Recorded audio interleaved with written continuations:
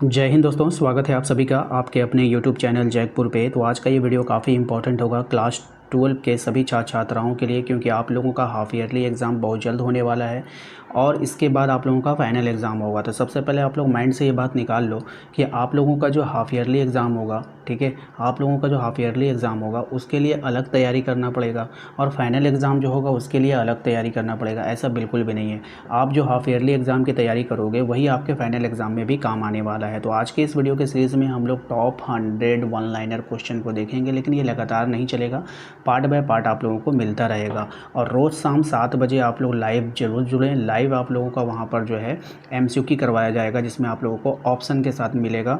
आप लोग वो वाले क्लास को भी जरूर ज्वाइन कीजिएगा। तो लाइव जुड़ने के लिए आपको क्या करना होगा, हमारे चैनल को सब्सक्राइब करके रख लीजिएगा और साथ ही साथ व्हाट्सअप ग्रुप को ज्वाइन कर लीजिएगा, क्योंकि कभी कभी होता है कि आप लोग के पास नोटिफिकेशन नहीं जाता है, तो हम व्हाट्सअप पे, टेलीग्राम पे, यहाँ पर हम आपको भेजते हैं। तो दिए गए नंबर पर संपर्क करके आप अपने व्हाट्सअप ग्रुप को जरूर ज्वाइन कर लेना है। तो चलिए स्टार्ट करते हैं हम, ठीक है। चलिए देखिए, यहाँ पर देखिए सबसे पहला पॉइंट जो आपको दिया गया है कि हड़प्पा सभ्यता की प्रमुख निर्माण सामग्री क्या थी, यानी कि वहाँ की जो निर्माण सामग्री थी वो क्या क्या थी। तो देखिए पकी हुई जो है ना ईंटें, है ना, पकी हुई जो ईंटें थी वही हड़प्पा सभ्यता की निर्माण सामग्री थी। और आपको पता ही है कि आप लोगों का चैप्टर का ये नाम ही था ईंट, मनके और अस्थियाँ, ठीक है। दूसरा पॉइंट देखिए, हड़प्पा ईंटों का सामान्य अनुपात क्या था। अब हड़प्पा की जो ईंटें थी उनका जो रेशियो था, उनका जो अनुपात था लंबाई, चौड़ाई और ऊंचाई का, वो क्या था। मतलब पहले ऊंचाई आपको दिया है, फिर चौड़ाई, फिर लंबाई दिया है, ठीक है। अगर हो सकता है कि एग्जाम में क्वेश्चन में थोड़ा सा वहाँ पे हेर फेर कर दिया जाए, वहाँ पे लंबाई पहले आ जाए, चौड़ाई, ऊंचाई इस तरह से आपको दिया जाए, तो आप लोग वहाँ पर अपने अनुसार जो है रेशियो को आगे पीछे कर लीजिए, ठीक है। तो वहाँ पर आप लोगों को अपने अनुसार रेशियो को आगे पीछे करना। तो यहाँ पर आपका चौड़ाई, ऊंचाई है, चौड़ाई है और लंबाई का जो रेशियो है, ऊंचाई, चौड़ाई और लंबाई। तो ऊंचाई को हम लोग क्या बोलते हैं, अंग्रेजी में हाइट बोलते हैं, चौड़ाई को बी बेस बोलते हैं और लंबाई को एल बोलते हैं। तो HBL का यहाँ पर जो आपका रेशियो है वो 1:2:4 है, ठीक है। तो इसको आप लोग इस तरह से याद रखिएगा। अगर वहाँ पे क्वेश्चन में आपसे मतलब कि उल्टा पूछ ले, बोल दे लंबाई, ऊंचाई, चौड़ाई, तो आप लोग अपने अनुसार वहाँ पे सेट कर लीजिएगा, 4 2 आगे पीछे हो सकता है, ठीक है। क्वेश्चन नंबर 3 पे आइए। क्वेश्चन नंबर 3 में कह रहा है कि ईंटों का मानकीकरण किस बात का संकेत है। तो ईंटों का जब मानकीकरण वो किसका संकेत है, वो तो केंद्रीय योजना और शहरी अनुशासन का वो संकेत करता है, ठीक है। ध्यान में रखना है इसको। रटना कुछ भी नहीं है, सिर्फ आपको ध्यानपूर्वक पढ़ना है। एक वीडियो को 2 से 3 बार देख लीजिए, बस हो गया। रटना बिल्कुल भी नहीं है, क्योंकि ये JCERT है, ठीक है। JCERT क्वेश्चन जो बड़ा हाई लेवल का क्वेश्चन एग्जाम में पूछा जाता है। तो आप लोग ना सिर्फ उसको 2 से 3 बार देखो वीडियोज़ को, ठीक है। अलग से प्लेलिस्ट बन जाएगा, आप लोग वो सिर्फ उसको तैयारी करना है, ठीक है ना। क्वेश्चन नंबर 4 पे, नगर योजना में 2 भाग कौन से थे। तो देखिए नगर योजना में जो 2 भाग था, एक था आपका दुर्ग और दूसरा था गढ़, जिसको बोलते हैं ऊपरी और निचला नगर, ठीक है। तो इसको ध्यान में रखिएगा। क्वेश्चन नंबर 5 पे कह रहा है कि हड़प्पाई सड़कों की खासियत क्या थी। तो हड़प्पाई जो सड़क हुआ करते थे वो सीधी होती थी, परस्पर काटती थी और ग्रिड योजना पे आधारित थी। तो ध्यान में रखना है इसको, ये भी काफ़ी इंपॉर्टेंट रहेगा आपके एग्जाम के लिए। क्वेश्चन नंबर 6 पे आइए। इसमें कह रहा है आपका जल निकासी प्रणाली कैसी थी। तो वहाँ की जो जल निकासी प्रणाली थी वो कैसी थी, तो ढके हुए पक्के नाले थे। जल निकासी का मतलब ये कि पानी किधर से निकलता था, मतलब यूज़ हुआ पानी, तो ढके हुए था। और नाले जो थे वो ढके हुए नाले थे, वहाँ पे जितने भी नाले थे ना उसको ढक्कन लगा हुआ था, ठीक है। और पक्की नाली थी, ऐसा नहीं कि मिट्टी का नाला था, बस मतलब सीमेंटेड पक्के नाले थे। सोखता था, कूप था, इंस्पेक्शन सॉफ्ट था, ठीक है। तो ये सब आप लोग ध्यान में रखिएगा। मोहनजोदड़ो की प्रसिद्ध जल संरचना कौन सी है। तो देखिए यहाँ पे जो प्रसिद्ध जल संरचना है वो है महान स्नानागार, जिसको हम लोग ग्रेट बाथ भी बोलते हैं, ठीक है। आइए क्वेश्चन नंबर 8 पे आते हैं। कह रहा है इसमें कि महान स्नानागार का उपयोग किस हेतु माना जाता है। तो सामूहिक और धार्मिक स्नान के लिए। तब ये जो महान स्नानागार था इसका यूज़ हमेशा धार्मिक स्थानों के लिए होता है। कभी कभी होता है ना धार्मिक स्नान हो रहा है, या ये सब सामूहिक में होता था, ठीक है। ग्रेनरी, है ना, ग्रेनरी शब्द किस संरचना के लिए प्रयुक्त हुआ था। तो अनाज भंडार और कोठार, जिसको कोठार भी बोला जाता था, और आजकल देहातों में उसको कोठा बोलते हैं, अनाज का कोठा, ठीक है। तो अनाज भंडार के लिए इसका प्रयोग किया जाता था, ठीक है।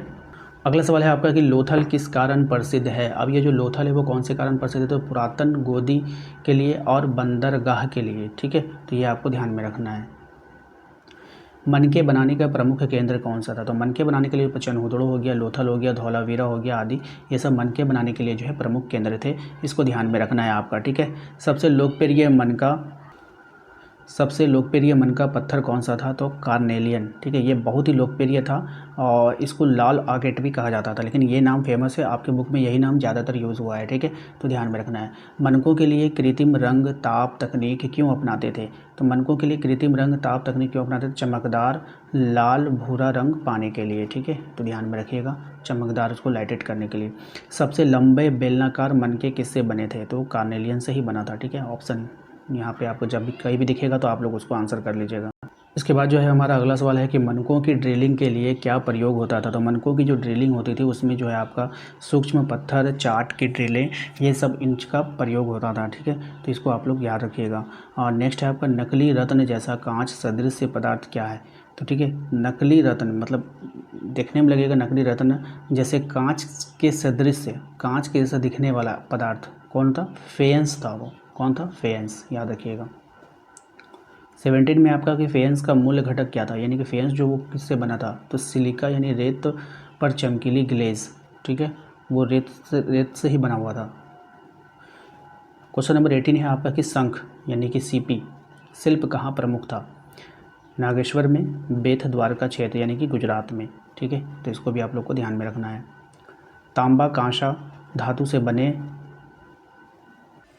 नेक्स्ट जो अगला सवाल है हमारा, उसमें आपसे कहा जा रहा है कि तांबा किस धातु से बने औजार क्या दर्शाते हैं? यानी कि तांबा कांसा धातु से जो बने औजार होते थे वो आखिर क्या मतलब कि प्रेजेंट करते थे, क्या दर्शाते थे?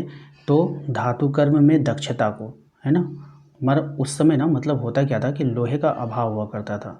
तो अब जो मतलब कि ठोस धातु कैसे बनेंगे? तो तांबा और कांसा से जो औजार बनाया जाता था उस पर मतलब कि धातु कर्म में दक्षता का मतलब होता है उस पर काबू पा लेना। ठीक है, तो उस पर ये फोकस होता था। और उस समय जो क्या होता था, हड़प्पा सभ्यता के समय लोहे का अभाव होता था, उन लोगों को लोहे का ज्ञान नहीं था। ठीक है, तो ये ध्यान रखना है आपको। क्वेश्चन नंबर 20 है आपका, कह रहा आपसे कि हड़प्पाई तौल माप प्रणाली की खासियत क्या थी? ठीक है, तो वो जो थी मानकीकृत घनाकार भार हुआ करता था, जो द्विआधारी क्रम हुआ करते थे, जैसे 1 2 4 8। ठीक है, इस तरह से हुआ करते थे। तो पहला 1 लेगा, फिर 2 लेगा, फिर डबल हो जाएगा 4 हो जाएगा, फिर 8 हो जाएगा, फिर उसके बाद 16 हो जाएगा। इस तरह से द्विआधारी क्रम हुआ करता था। ठीक है, तो ये क्रम आपको ध्यान में रखना है, आपसे क्रम भी अगर पूछा जाए तो आशा करते हैं दोस्तों आज का ये वीडियो आपको पसंद हुआ होगा। तो रोज़ शाम 7 बजे आप लोग जरूर जुड़िए, वहाँ पर आप लोगों को MCQ करवा दिया जाएगा और इसी चैनल के माध्यम से आप लोगों का एक योगदान बैच चलाया जा रहा है, जहाँ पर आप लोगों का सब्जेक्टिव क्वेश्चन आंसर कराया जा रहा है। साथ ही साथ जो है आप लोगों का जितने भी मोस्ट इंपॉर्टेंट सवाल होंगे, आप लोगों का ऐसे 1 हो गया, उसके लिए भी आप लोगों का हाफ ईयरली एग्जाम के लिए भी वो भी आप लोगों को करवा दिया जाएगा। तो चैनल को जरूर से जरूर सब्सक्राइब करें, वीडियो को शेयर करें सभी दोस्तों के साथ, बेल आइकन को प्रेस करके रखें। और अगर आपने अभी तक हमारे व्हाट्सएप ग्रुप को ज्वाइन नहीं किया है तो दिए गए नंबर पर संपर्क करके आप अपने व्हाट्सएप ग्रुप को जरूर ज्वाइन कर लीजिएगा, ताकि आने वाली हर एक वीडियो का अपडेट मिलता रहे। एग्ज़ाम से रिलेटेड जो भी अपडेट हो वो हम आप तक पहुँचाते रहें। ठीक है, थैंक यू।